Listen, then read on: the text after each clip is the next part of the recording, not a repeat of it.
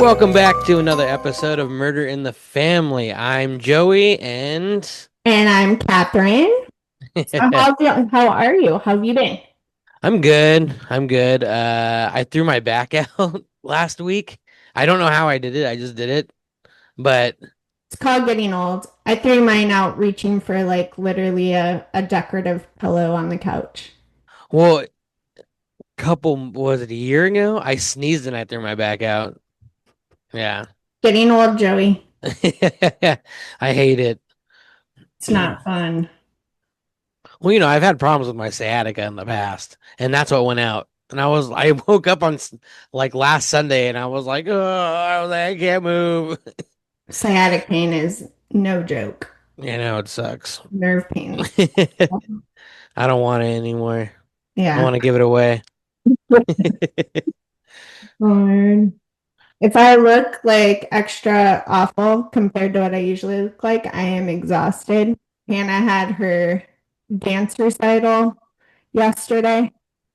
It is like an all day event, and it took a lot out of me. I'm like, If I look extremely exhausted, it's because work has killed me this week. I'm ready for bed. we'll And I record the podcast and then you can go to bed. it'll still be too early and too hot.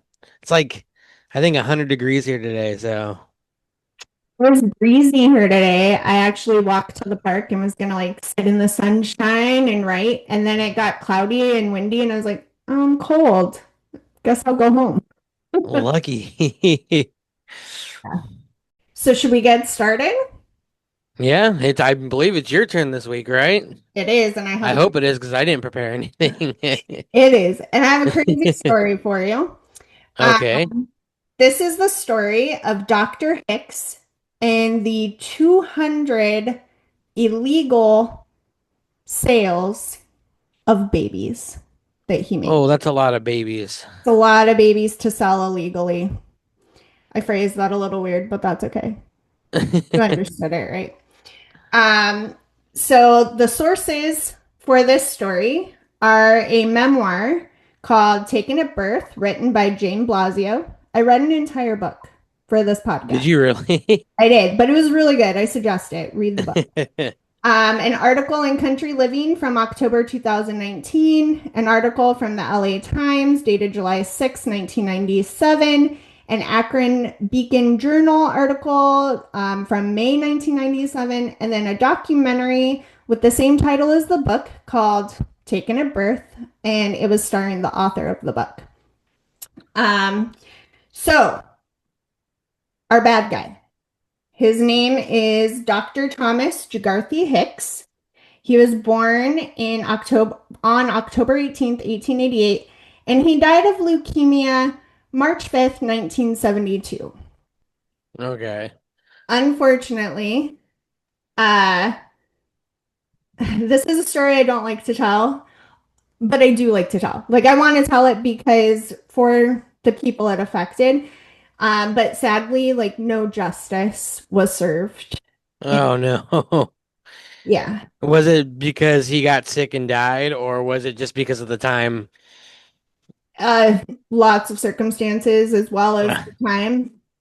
So, also, trigger warning for anyone listening if there's going to be a lot of talk about abortion, stillbirth, um, things like of that nature.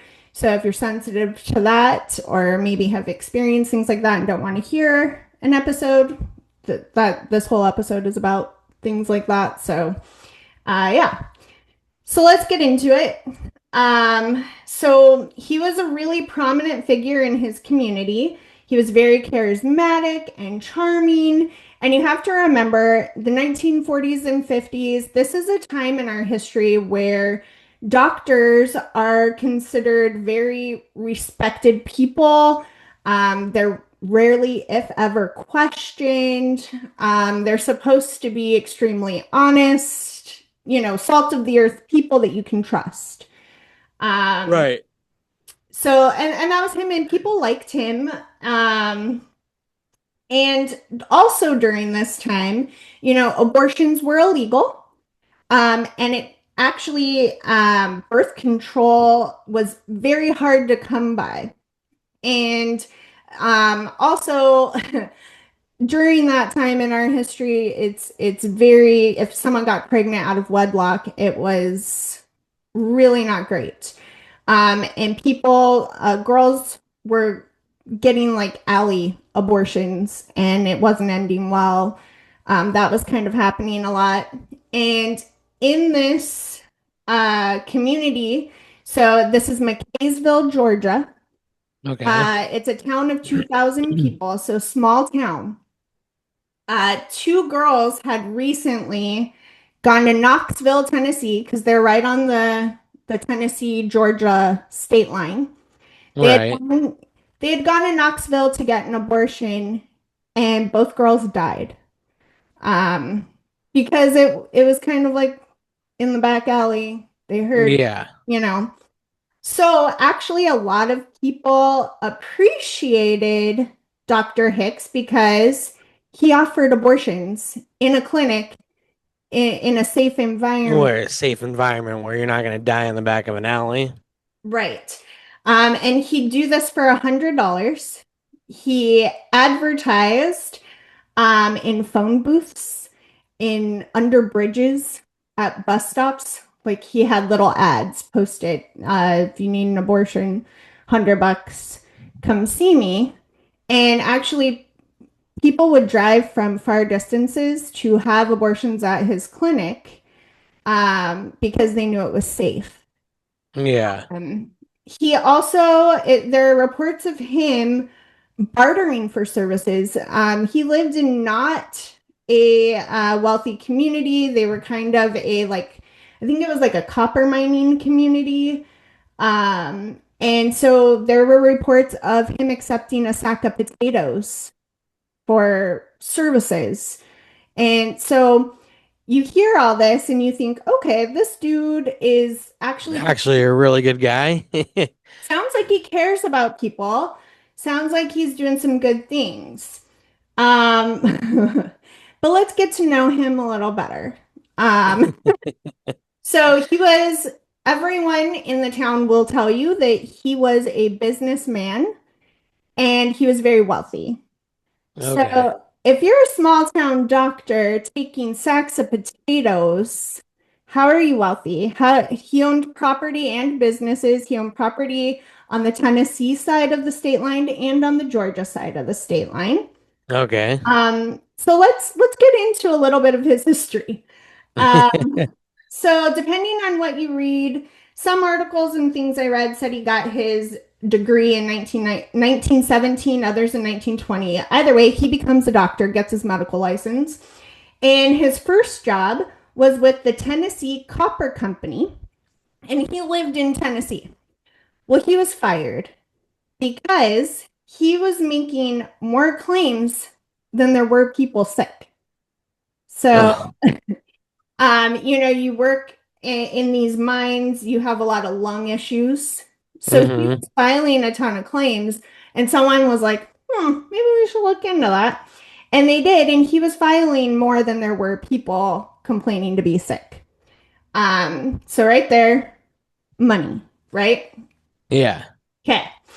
So then he sets up a practice in Copper Hill, Tennessee, and there in the 1940s, he actually ends up serving time and losing his medical license for illegally selling narcotics through his clinic.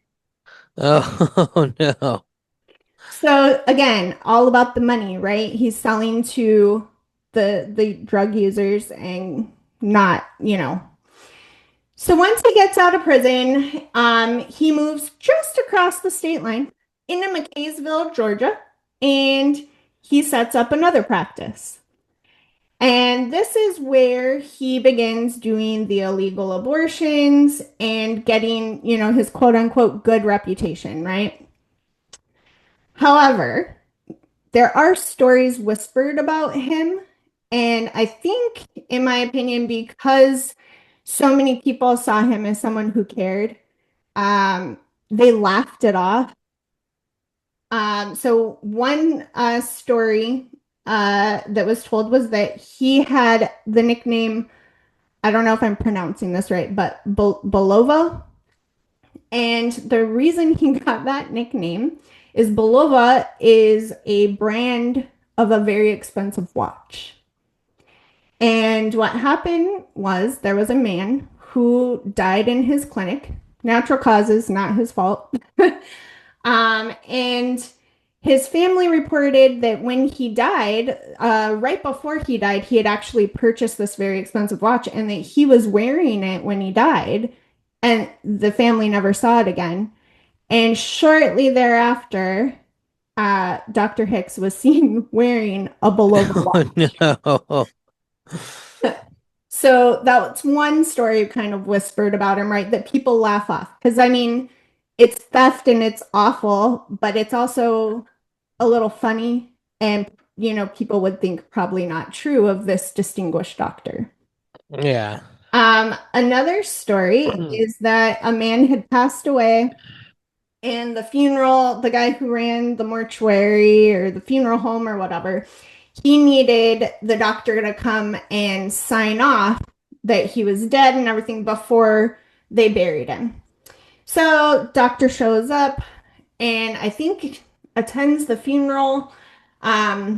And anyway, he sees that the guy, he looks at the coffin, signs the certificate or whatever, but he notices that the man looks a lot larger than he did when the doctor first saw him. Yeah. He's like, hey, how come he looks like so swollen? He's like big. And the funeral director goes, oh, well, actually, that's money. The man had requested that he be buried with all of all of his money and that it be tucked around in his shirt. Like it was inside of his shirt. And I forget how much money it was, but it was a very large sum of Amount money. for Like, that for back then. Well, I mean, if I it's think even noticeable, for now, it was like $100,000 or something. It was like, oh which geez. back then was even more. Nowadays, that'd probably be like 1 million. Who knows? But yeah. So anyway, the funeral director gets, he signs off and he's gonna leave, and the funeral director looks, and the guy looks a lot thinner. And he's like, and goes and looks, and in place of the cash is a check written for the amount of money that was in the guy's shirt, signed by Dr. Hicks. He signed his name? Because he replaced it. He wasn't stealing. They swapped cash for a check.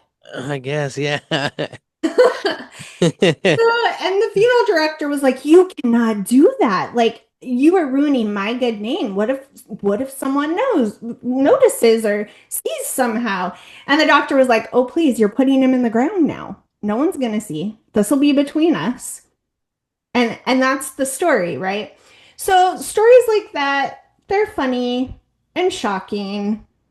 Um, but that's the least awful thing that Dr. Hicks did. Oh God. So let's get started with the babies. In 1997, an article comes out in Ohio, in Akron, Ohio, about a woman who discovers that she was a black market baby and was sold to her parents, her and her sister both, and that anyone who has a birth certificate with the Hicks Clinic in Georgia, in McKaysville, Georgia, should contact her because they were probably black market babies also. Um, that person's name is Jane Blasio. She's the author of the book I wrote. She's also the main person in the documentary I watched. And all of this was discovered because of her. And she went on this huge search, and we'll go through some of the things she discovered. Those stories were some of the stories she uncovered, the things that I mentioned. Um, but all of this was brought to light by her. and it wasn't talked about until 1997, and he died in 1972. Oh, like 20 years after? That's crazy. And it turns out everyone knew. Well, I mean, all at least 200 of the parents knew, And right? probably all 2,000 of the people who lived in McKaysville. Oh, they all knew about it?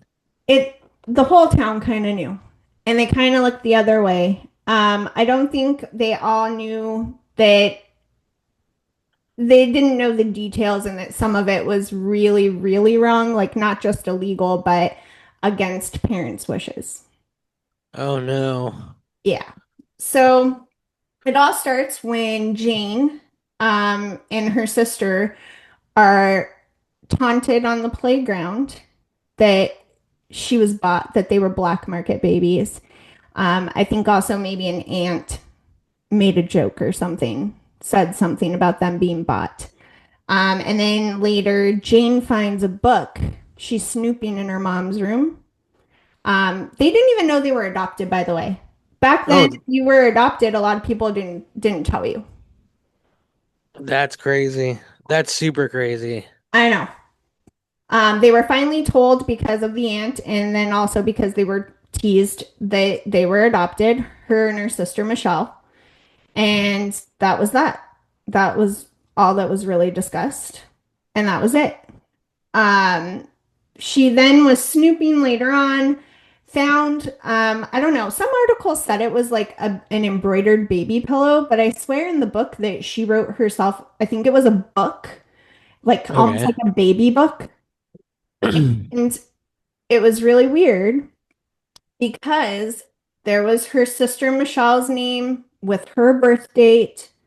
Then there was her name, but the date next to it was not her birthday.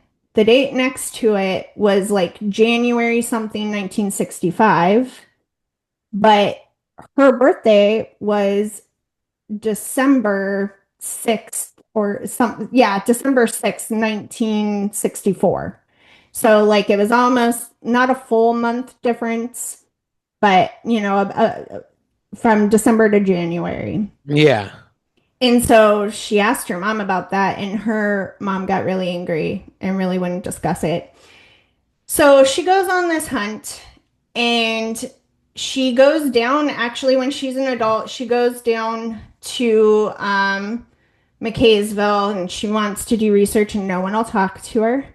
People Uh-huh. people are rude to her. But when her mom dies, her mom, I believe, had cancer and died. And her mom told her, I told your dad to tell you the truth and to tell you everything. And what happened was, her mom actually felt really guilty. Back then, her mom was young, got pregnant out of wedlock, and married the guy. And I believe the baby died. I think it was stillborn. The marriage fell apart. She got a divorce. And Uh-huh. um, she also, I think, had some damage from the surgery done to when she gave birth to the stillborn. And she couldn't have kids. She remarried to Jane's dad, and they couldn't adopt because back then the rules were if you were divorced, if you had ever had a divorce, you weren't allowed. That's crazy. Yep. And they heard from, I believe, one of her aunts that they had adopted from Georgia. And there Uh-huh. was this woman going around by the name of Ruth telling everyone if you want a baby, go to McKaysville, Georgia, get your name on a list. And go see Dr. Hicks. Yes. Oh. And babies were sold prices anywhere from like $100 to $1,000. What- Various did reports. it say why it varied? I think some of it was time, some of it was what he thought he could get. Some of it, there's not a lot of detail. But anyway, At least he wasn't like weighing them and being like, well, this one's, like Ooh, we're 8 pounds, 6 ounces. we're actually gonna get into some birth weight issues and some really sad things. Oh no. Yeah. So you kind of hit that. So anyway, the story is they got on this list and in 1961 they were said, "All right, come to the hospital, we have a baby for you." They drove all day, all night or whatever, and in 1961 they paid $800 for Jane's sister Michelle. Which I feel like back then is a lot of money. Probably. We should Google and find out how much that is. What It's year was it? 1961. 1961. Yeah. You can keep talking. Okay. So anyway, but what they had them do, they had her mom go into the clinic. They had the dad wait outside. They put her mom in a gown, like a hospital gown, put her in a wheelchair, put the baby in her arms, called in the dad, and no one would ever know that they didn't just have a baby. And they So would it's about $8,910. all right. That's So quite a bit of money.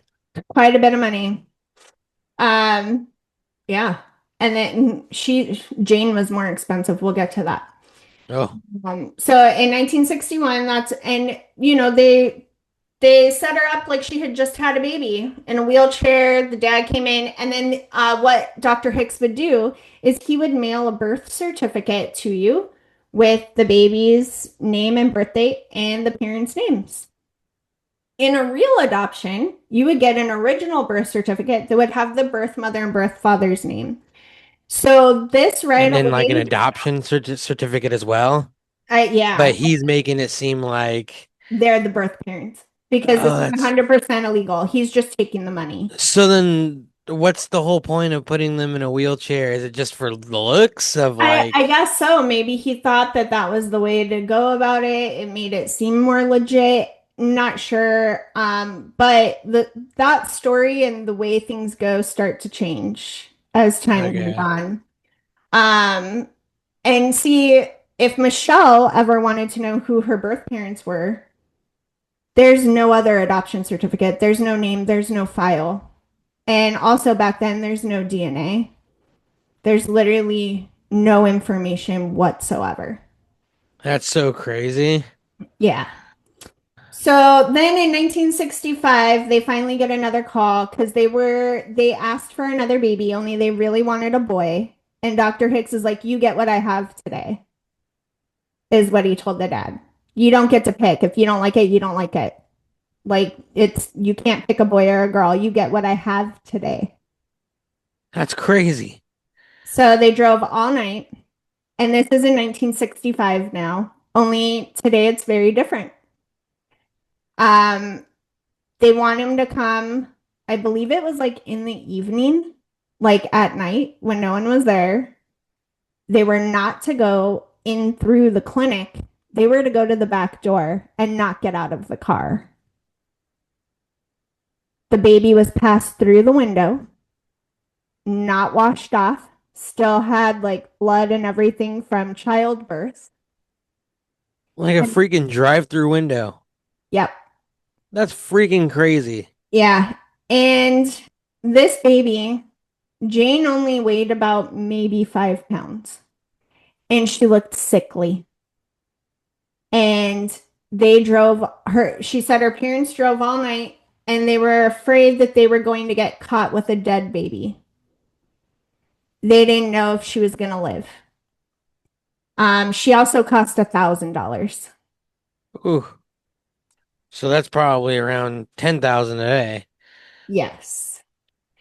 And so she they discovered that at least 49 babies were sold to Akron, Ohio, where she lived, all because of this woman named Ruth who had lived in McKaysville, had moved to Akron, and started telling people. And I think it was like where she worked, it was all people associated with some tire company, which I think that was her dad, I think, worked there. And so like 49 babies were sold. And if you think about it, the population was only 2,000. How did he sell 200 babies? Yeah. Yeah. Also, I know I said that it's important to remember Jane's birthday that she thought was her birthday, right? The December 6th, 1964. It's important to remember that date for the end of our story. Okay. And when she asked her mom what the January date was, I think her mom did tell her, well, that's the day we picked you up. So then my question is, at this point, since now he's kind of done things differently, is he still mailing birth certificates? He is. He's still mailing birth certificates because everyone needs a birth certificate. But yeah, So as the birth date, he's just doing it as the day that they come and get a baby, basically. well, the day they got the baby Oh wait, probably she was still the day had she was she was born. born. Okay, Yeah. that's crazy. So the birth certificate is dated for before she was born, and there's a really important reason why. Uh, Okay. Jane was probably the last baby that Dr. Hicks ever sold. Just coincidentally, she's the one who discovered this, brought it all to light, wrote the book, did all the things, did all the research. She spent a lot of years going to McKaysville, trying to research things. She's the one who, along with a judge, found out that there were 200 birth certificates for the Hicks um, clinic that didn't that basically were shady birth certificates.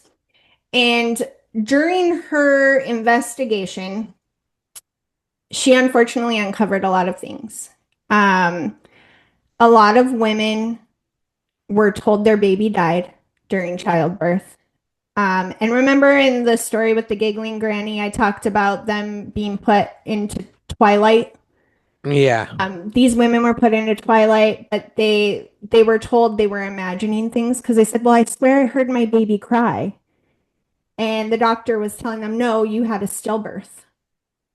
And they're like, "No, I heard a baby cry," and they're like, "No, it was you're crazy, or you're imagining things, or you are imagining it because of the twilight. Your baby died." Uh, Also, Jane uncovers that many of the babies, especially towards the end, like in the 60s, were at a very, very low birth weight. Birth weight that implies he was inducing women early, like how early? at least a month, maybe more. Oh geez. Based on the birth weight. Some people were 4 pounds, some were, she was 5 pounds. I think there was one person in the documentary that weighed just over 3 pounds. Holy crap. And, these are the people who survived. They talked to a neonatal professional, and he said the survival rate back then for a baby born at that weight was probably only 50%. So these are the babies that survived. Hard telling how many Yeah, how induced. many? Yeah, That's crazy. so crazy. There were so many stories that were brought up. And then the story that kind of ends it all, there was a woman and her brother. They went to go see Dr. Hicks. She was young, she was unmarried, she was poor. Their mother just died. They were teenagers themselves. Their mom and dad had died. They were left the farm. And she was going to Dr. Hicks, possibly for an illegal abortion, but on the way changed her mind. And she's like, I just want an exam. I don't actually, and he tried to talk her into adoption. And she said no. She said, no, you know what? I want to keep it. I want to keep it. Well, she goes in for an exam. He performed an abortion. Oh, Yeah. Which is awful. And she ends up later going to the police. And in 1964, I believe the date was December 8th, Okay.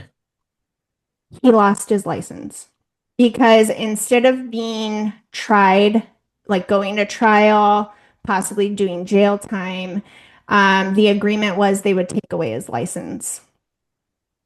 That So, was just that's crazy. I was like, give up yeah, your license and you can just go along your way.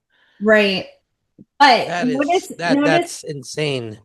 notice the date. So the rumor is he continued his practice anyway. And Jane's birthday was probably in January of 65. He lost his license December 8th of 64. He dated her birth certificate December 6th, 2 days Two before days he lost before. his license. Yeah. Um, And unfortunately, it doesn't stop there. There's so many awful stories. One of her sources was a man who kind of, in his younger days, did a lot of jobs, and one of them was driving the ambulance. And he said that he would frequently get an anonymous phone call of women that needed to be transported to a hospital.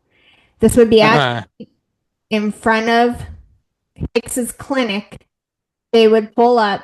There'd be a woman bleeding out, holding themselves, bleeding out, needing assistance, and so they would drive them to a hospital.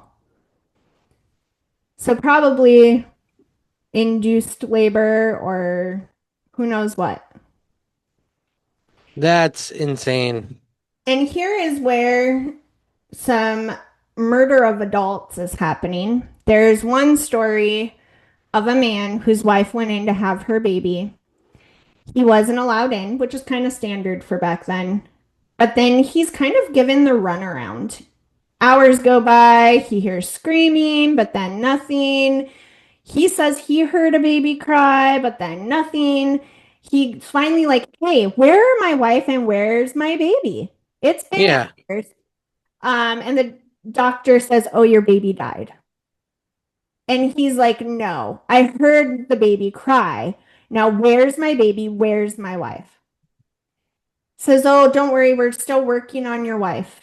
You need to go sit down. We're working on your wife. More hours go by. The guy is like, you know what? Something's not right. He goes out to his car and gets a shotgun, goes in, holds it on Dr. Hicks, and is like, where is my wife? Where is my child? Dr. Hicks takes him into a room, doesn't turn on the light. His wife is laying there, bleeding out on the table. and no one's doing anything about it. No one's doing anything. They're letting her bleed out. He tells the man she's dead and she's not moving. And he's like, no, this can't. And he goes over to her. She's alive. So he picks her up, puts her in his car, and drives to a hospital. She then is in a coma for I don't know how long. I can't remember. It was like 3 months or something. They thought she was going to die. She lost a ton more blood on the drive. And when she wakes up, she says, where's my baby? Where's my brown eyed baby? Because they had discussed, I wonder whose eyes she'll have, my brown or your blue. And she held her baby. Her baby had brown eyes. No one knows what happened to the baby. That's insane. Yeah. That's crazy. So how many women did he let just bleed out on his table? Yeah. You know? It, Yeah, that's yeah. especially there's at least 200 that they know of that were sold illegally. Right. And sometimes though, there are stories of like poor people going in and saying, "Hey, I want you to find somebody to adopt my baby." That happened too, and he did. It was still illegal. There was no real paperwork. They lost all connection to any lineage or parentage they had because again, he was forging birth certificates. Yeah. it was all still awful. Like everything about it was awful. But yeah, so that, yeah. So anyway, um, in the documentary, so there's discussion that Dr. Hicks had mistresses. Okay. And there's even talk that some of the women, so he would let some of the women, he would talk them into, instead of having an abortion, to letting him find families and he would house them. And there's even talk that one of his mistresses owned a salon and she would have the pregnant women sweeping and cleaning up her salon to pay back the expenses for them living there. Oh my God. There's also talk that he gave up uh, some of the babies his mistresses had that were his. And then also, you wonder, like, how did he get away with this? Why didn't anyone ever tell? Why did it take until 1965 or 64, Yeah. And it's because many prominent people in the community were in his pocket. In the documentary, because now there's DNA, many DNA tests have been done. Um, his granddaughter is alive and is actually featured in the documentary. She herself is adopted. Okay. She thinks that she might actually be her father's actual daughter and was presented as an adoption because maybe her dad had an affair. And so, like, to save his marriage, like, he basically adopted his own daughter Uh-huh. because she does look like him. She looks like a Hicks. She actually requests that her dad's body be exhumed so they can do a DNA test. In the documentary, they find out she's not actually his biological daughter. She really is adopted and just adopted. But they do find out that Dr. Hicks has at least one baby from a mistress that was adopted out. Um, and yeah, it's just kind of a crazy thing. Um, I lost my I, train of w- thought because I wonder how crazy it's gotten in the last 10 years with DNA testing and stuff. Because like 23andMe is so big and like what's the other ones, Yeah, ancestry.com. Yeah. Ancestry.com with all those like Well, so Jane Blasio actually formed a DNA data bank for, they're now called the Hicks babies because uh-huh. he was the doctor that delivered them. And they have found quite a few parents or siblings. But she was the youngest and she was born in 1964. So they are getting older, but she wrote the book in 2021, so not too long ago. Um, but the last story that I'll tell you about Dr. Hicks is that he is also suspected of possibly murdering his own son. He had two sons and a daughter, Okay.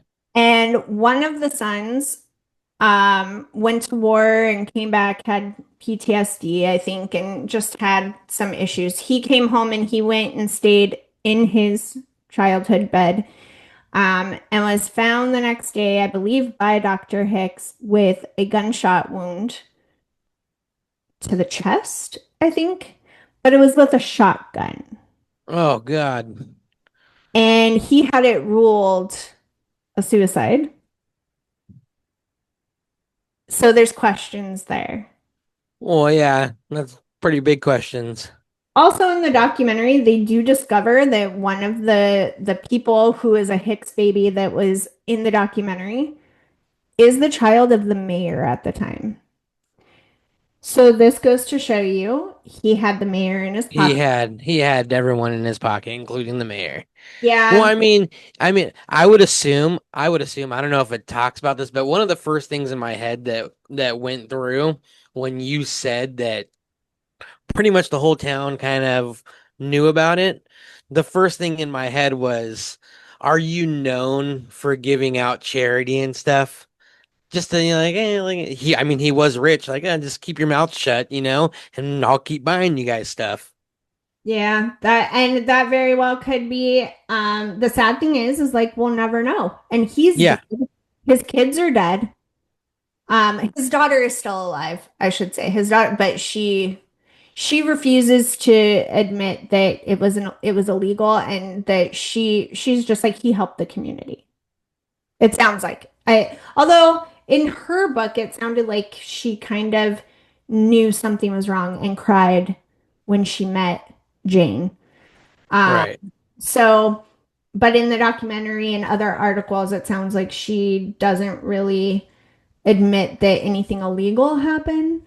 Uh, Uh, but yeah, so no justice was served. He died of leukemia at like 80 something. No one officially knew that this was going on till 1997.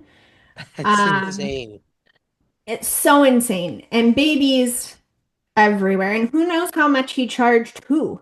You know what I mean? If he was Yeah, being a middle class family, 800 to $1,000, what about wealthy clients? There was talk about limousines pulling up to his clinic to buy a baby or maybe to have an illegal abortion. Who knows? But he was definitely a businessman and he was either loved or hated, but many in the town loved him.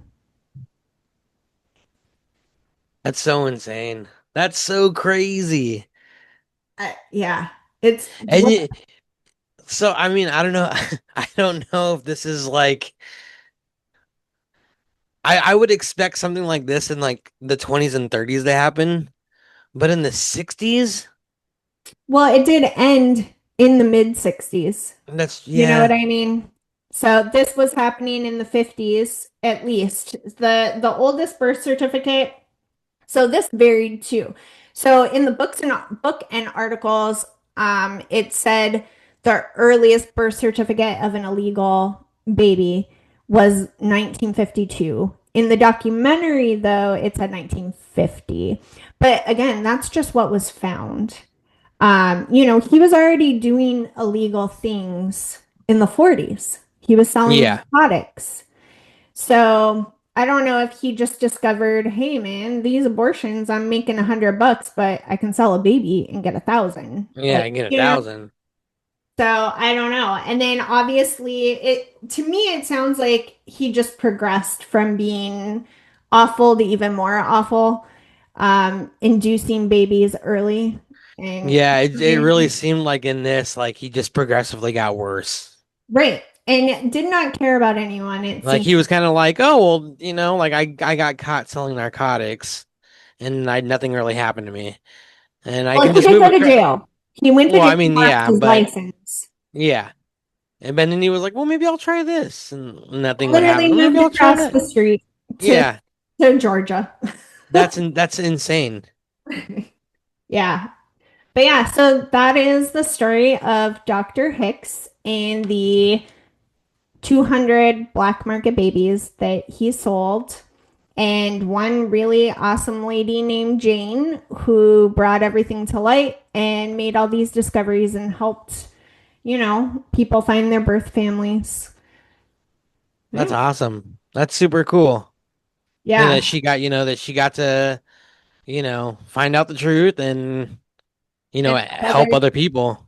it was sad because back then people didn't like to admit that they had an adopted baby. So some of them didn't even know they were adopted. And they That's what I was read, gonna say. I would assume that a lot of people didn't know they were adopted. yeah. And then they saw the article and they were like, huh, wait, I was born in Georgia but live in Ohio. So, you know what I mean? So, and Yeah, my birth certificate says Hicks. I better check this. And one guy even went to his mom and she lied and was like, no, you're. Mm. And then he went back to her and she was like, yeah, like we bought you. And the thing is, like, not everyone knew that, like, they knew it was illegal, but they didn't know it was nefarious. Like, does that make sense? Like, they thought. everyone involved was kind of being helped. Like these really good families that really wanted a baby but didn't qualify because of things like they got divorced when they were like 18 or so, you know what I Right. Yeah. and they assumed it was an unwed mom. They couldn't keep the baby. And back then they sent people away to have babies to give them up for adoption. And so they thought, okay, it's illegal, but it's not, no one's being harmed. This is helping everyone.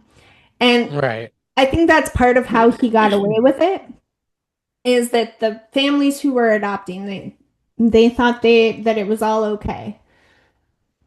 But yeah, That's insane. That's a really, really good story that you found. yeah. Have you not heard of him before? I had never heard of him before ever. Okay, cool. Like I'm always afraid I'm gonna pick something. You're like, oh yeah, I know all about that.